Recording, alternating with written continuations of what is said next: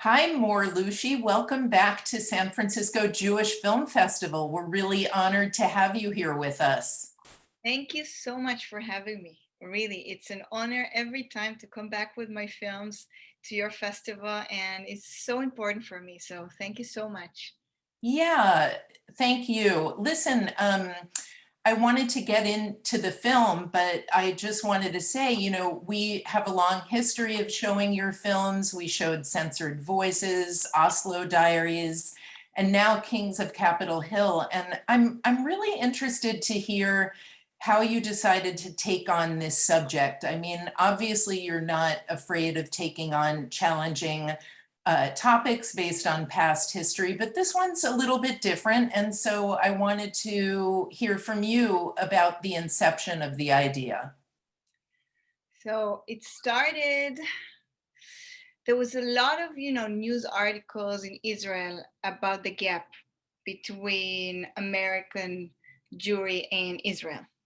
And it really interested me because I'm always in all of my films, I'm trying to understand my identity as Israeli, our place as a society, what am I leaving for my kids? And so this gap, I said, okay, this is, of course, it's a topic that I'm very interested in, and it's from a different point of view. And also, just remember, also, I did my first film. I'm not sure if it was in your festival or Yeah. not. It's very limited. It was about birthright trips. So so it's not the first time that I'm touching the subject between Israel and the U.S. So I was very, very interested in that. And then somehow things shifted, and I found myself in Los Angeles, in LA, with my partner in life who did a series for Netflix, The Devil Next Door. And so I was in LA, and I thought of doing a film about the gap between our two communities, because I really felt it. You really could feel it. And I told myself, okay, I want to start listening to the community. I want to start talking. I want to start, every time that I'm diving into a subject, I'm coming as a blank page. Now, of course, I have, my values that I'm coming from home with, but I'm really trying to come as a blank page. My partner every time jokes at me that, when we do a film, when I'm finishing a film, I can have a PhD if I want on that subject. So I'm really diving into. I'm reading all the articles I can. I I started speaking to everyone, and then I started to understand how much AIPAC is a huge influence on this relationship. And of course, it's in all of my films, I'm always drawing into the politics. I'm always drawing into the politics side of it. And it was just fascinating to me how much AIPAC is so meaningful in this conversation, and how much we as Israelis, we don't know much about it. We know Netanyahu now. He's not the prime minister anymore, which is, I'm still shocked about it. It's hard hard to believe, but we only knew these photos of Netanyahu going to AIPAC and getting the the claps. So we didn't know. I didn't know much about AIPAC, and then starting to talking to the community, I understood that it's it's quite something, the connection and behind the scenes, and how the politic works behind the scenes on our relationship, and how much the mutual influence on what is happening in Israel, how much it's deep, and how much it's a significant influence from AIPAC to Israel, back and forth. So, I understood that it's a tough subject. I have to admit, and I have to say that I did not know how tough is the subject, until I was, I think, almost at the end of, in the middle of the journey. I didn't understand how much it is a difficult subject, but it was very challenging, and looking back, I'm very happy that I did it. But you're right, it's not as same as my other films. It's not. Yeah, I mean, I think for American audiences, especially of the younger generation, your film covers a lot of the history of AIPAC, which I think a lot of people here don't know about and may just know about recent history. So I think it's really interesting that you cover a journey. And I'm wondering how did you think of telling the story of the organization, and when did the former AIPAC leadership subjects come into the structure of the film? How did you think about that from the beginning, or did that slowly reveal itself to you about how the actual storytelling would unfold? It's slowly revealed. I mean, I interviewed so many people at first about this gap. I mean, I interviewed a lot of people from the leadership, not from the AIPAC leadership, but from the established Jewish leadership. I mean, and throughout those interviews and throughout this journey, I met. I think Tom Dine was the first that I interviewed. Tom Dine and Doug Bloomfield, and so after I met Tom, I think I told myself, okay, wow, this is the story. I mean, this is the story, and that's the story I want to tell.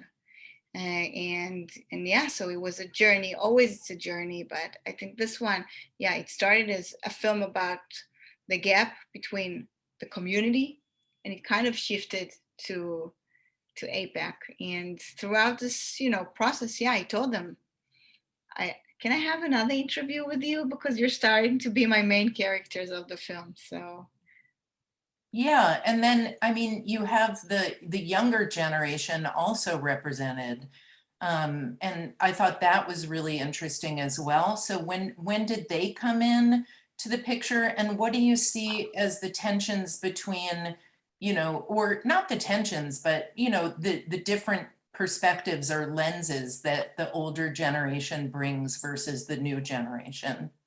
So I think that I mean, first of all, they came in throughout this journey. I mean, of course, that I knew Simone before I started that film. It was a very familiar name to me.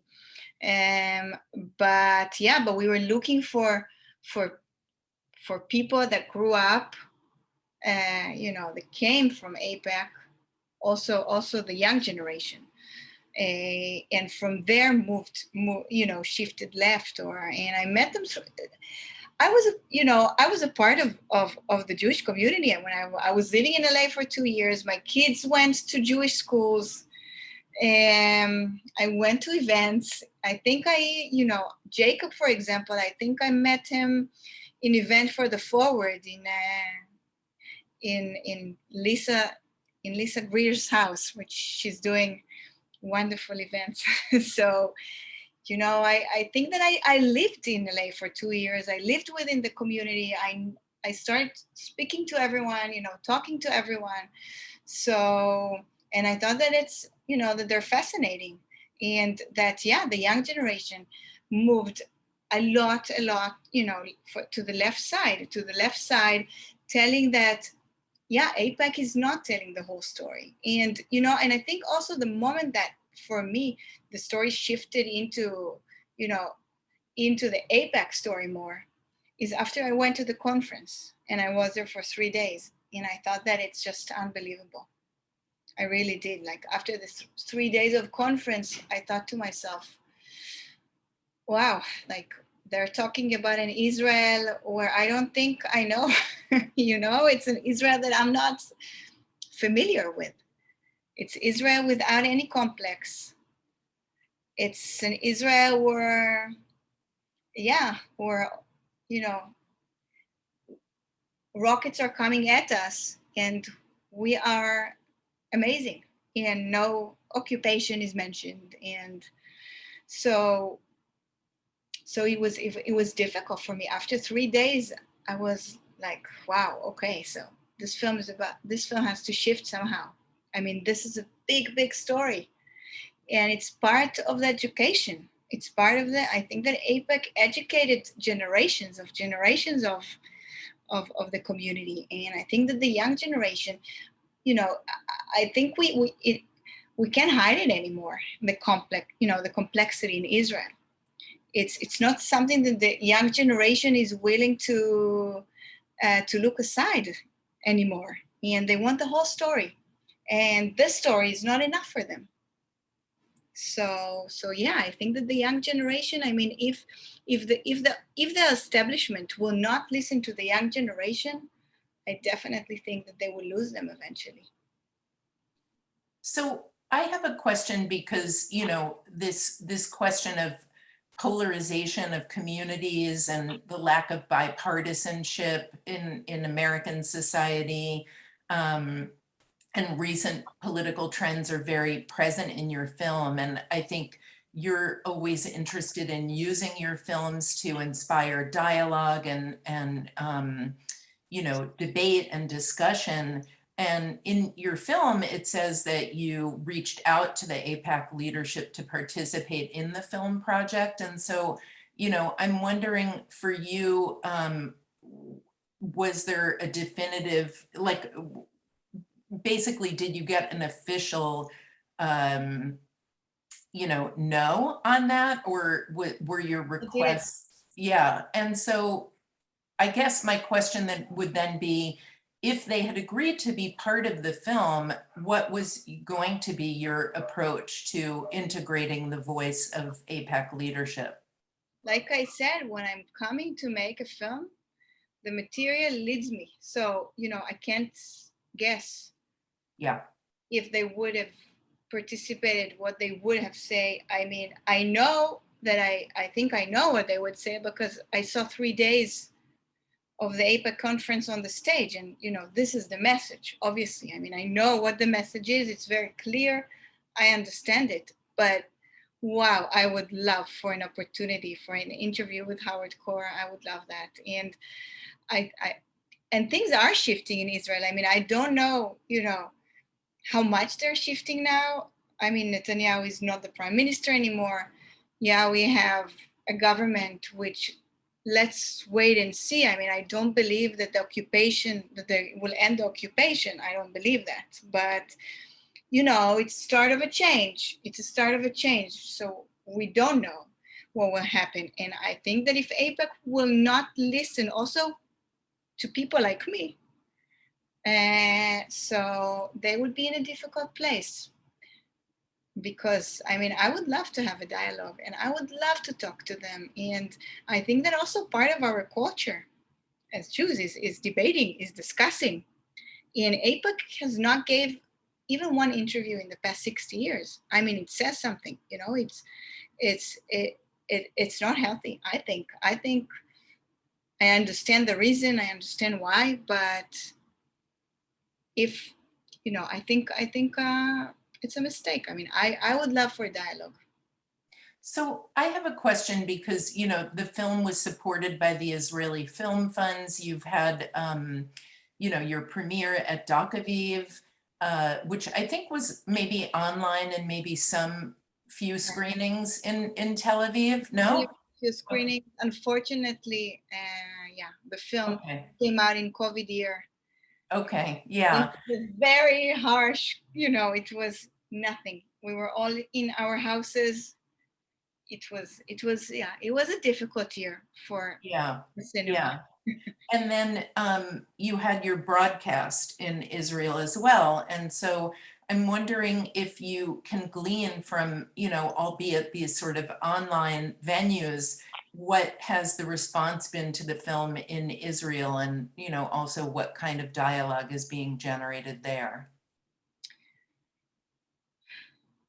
In Israel, the situation right now for me is difficult because the political discourse in Israel is almost gone, even now with the new government. But there are hardly any political films. It's, you know, the silencing, and also people had enough, you know, people are numb to the political situation.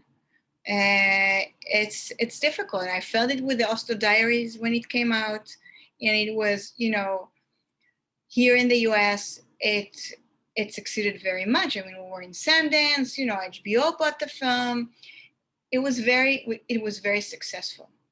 But in Israel, nobody wanted to talk about it. Nobody wanted to write about it, and I think it's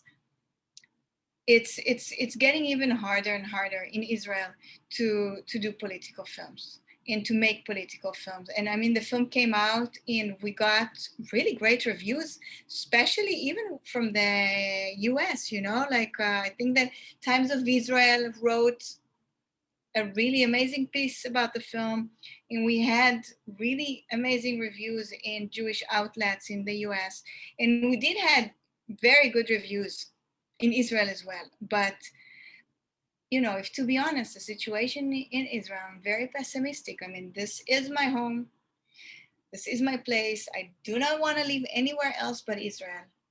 But the boat is sinking. Even without Netanyahu now as a prime minister, it will take time to heal. It will take a lot of time to heal, and let's see even how much the government, will be able to stay in power. I don't know. It's like the smallest argument between them and the government can fall. I'm very pessimistic as to the situation right now. People don't care. People are numb. For me, that I'm very much into politics, it hurts. I think that the racism, that Netanyahu was leading a government that treated minorities very, very badly. And I think it's, it goes under your skin. And I think that things has shifted in the past 15 years. So I do hope that things will now shift for the better. And that's why I think that this film is so important, because if we will be silent, if we will not fight, if we will just say, okay, no, Israel is amazing and that's it, and we can't criticize it, and we can't say anything about it, and we can't criticize even the connection between, AIPAC and the US community, which I think it's not only the young generation. I think that the majority of the community is moving left. I think so. I don't know, but I think that so things must shift, and we must talk about it, and we must have a dialogue. So, I noticed that a couple of the films that have come out recently from Israeli filmmakers that are really challenging our thinking are made by Israeli women directors. I'm thinking of Till Kingdom Come, I'm thinking of Blue Box, I'm thinking of Kings of Capitol Hill. These are all very different films from one another, so I'm not putting them all into the same category. But I love it, being with Michal and Maya. I love it. But I think they're very brave and courageous films in different ways, and are taking on very different subjects, but you're all Israeli women filmmakers that are trying to ask challenging questions. And I'm wondering, is that a coincidence that you're women? Does the fact that you're women play any kind of role, do you think, in how you view the world through a feminist or a women's lens? It's a good question. I always felt that the world, especially Israel, is so chauvinistic. I mean, it's like the man has the power in many cases. I mean, look at our government. It's a disgrace with the amount of women in right now in the government. I mean, and although we're like in 2021 and the world has shifted to be, more equal, there's still a lot of work to do. And I think that, in all of my films, somehow the subject has been a lot of men, because I have criticism towards them, so even like in AIPAC, so I have lots of women from the young generation, but the establishment are men. I mean, the US Jewish community, I mean, the established, it's all men almost, no? I mean, there's lots of men, like AIPAC, like look at all the, you know, like the big umbrella organizations. There's, I don't know. I mean, I remember I interviewed Nancy Kaufman, I think. And, you know, and she told me, like, in this, right, this umbrella of, now I forgot the name, that all the organizations are sitting together. She was for years like the only woman on at the table, you know? So I want to believe that my role as a woman that is coming and saying, you know, like, no, we have to think differently. We have to come, we have to criticize, we have to think about it. I want to believe that that's, you know, that my, you know, my point of view as a woman has contributed to it. I don't know. So we have to wrap up, but I just wanted to ask you finally, you know, you've finished this project, and I know right now you're in New York, and I know you've just wrapped on another shoot. So can you tell people what's coming next for you? I can't. Darn. Okay, so we just know you. But stay tuned, because it's interesting, and it's terrific, and yeah, we have interesting things on the pipeline. I mean, me and Daniel, my partner, that are working together on our next project, and yeah, I mean, after COVID year, being with the kids 24/7 at home, which was amazing. It's time to go back to work. Well, listen, thank you so much for bringing your film to SFJFF41. We wish you the best of luck in your next project. And of course, we always look forward to seeing what's coming next from you. Thank you so much for having me. I appreciate it very, very much. Okay, take care, and we'll see you soon. Bye-bye. Bye. Bye-bye. Thank you.